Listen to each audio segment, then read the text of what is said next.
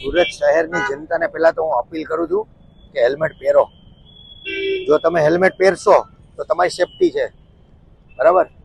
અમારા police commissioner Shri Anupamsinh Gehlot સાહેબ, અમારા ટ્રાફિક વિભાગના જેસીપી, અમારા ડીસીપી સાહેબ, અમારા એસીપી સાહેબ, અમે મળી અને હોપ ચેરિટેબલ ટ્રસ્ટ નામની સંસ્થા અને અરવિંદભાઈ ચૌહાણ જે યુકેથી પધારેલા છે એમની સાથે મુલાકાત કરી અને જનતામાં ટ્રાફિક અવેરનેસ બાબતે હેલ્મેટનું વિતરણ આજે એસયુનાઇટી સર્કલ ખાતે રાખેલું હતું. અને આ હેલ્મેટ વિતરણનો કાર્યક્રમ એટલા માટે રાખવામાં આવેલો હતો કે જે લોકો ખરેખર હેલ્મેટ ખરીદી નથી શકતા એવા લોકોને હેલ્મેટનું વિતરણ આ સંસ્થા દ્વારા પોલીસની સાથે મળીને આપવામાં આવેલ છે.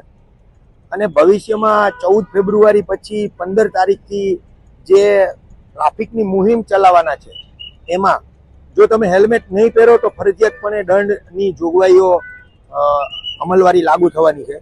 એટલે આ હેલ્મેટના પ્રોગ્રામમાં અમે આજરોજ આ હોપ ચેરિટેબલ ટ્રસ્ટ અને અરવિંદભાઈ ચૌહાણની સાથે મળી અને પબ્લિકમાં હેલ્મેટનું વિતરણ કરાવેલ છે. ઘણા યુવાઓ છે જે હેલ્મેટ નથી પહેરતા અને એ લોકો બામ ગાડી કરાવે, એ લોકો માટે શું કહેવાનું છે? જો તમે પોતાની કેર નથી કરી શકતા તો તમે બીજાની કેર કરવાની અપેક્ષાઓ તમારી પાસે કોઈ ન રાખી શકે. જો તમે ખુદ હેલ્મેટ નહીં પહેરો તો કાયદાની રૂએ તમને પહેરાવડાવવામાં આવશે અને એ તમારા અને તમારા પરિવારની સુરક્ષા માટે પોલીસ આજે જે કાંઈ તમારી ઉપર તમારી સાથે જે હેલ્મેટની બાબતોથી અમે આટલું મહેનત કરી રહ્યા છીએ તો એ સેફટીની બાબત માટે છે. જોર જબરદસ્તી નથી. તમારા પરિવાર અને તમારા ફેમિલિયરને તમારી ઉણપ ન થાય એટલા માટે પોલીસ આ એક મુહિમના રૂપે ચલાવીને પણ હેલ્મેટ પહેરવા અમે નમ્ર અપીલ કરીએ છીએ. અને ઘણા યુવાઓ છે જે કહે કે માથું દુખે, કોઈ માથું નાનું છે, અવારનવાર બહાના બનાવે. હવે આ બાબતે ઘણી સંસ્થાઓ જે ઘણી કંપનીઓ હેલ્મેટ બાબતે દરેક સાઇઝના હેલ્મેટ ઉપલબ્ધ કરાવ્યા છે બજારમાં.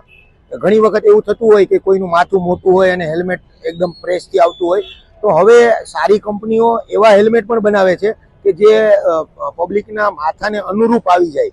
અને માથું દુખે છે એવી ફરિયાદો જેને નથી પહેરવા હેલ્મેટ એના માટે હોય છે. બાકી જે પોતાની સેફટી વિચારી રહ્યા છે કે જેને પોતાના માથાની અને પરિવારની સુરક્ષા બાબતની ગંભીરતા છે એ લોકો હેલ્મેટ પહેરવામાં કોઈ બાનાબાજી નહીં કરે.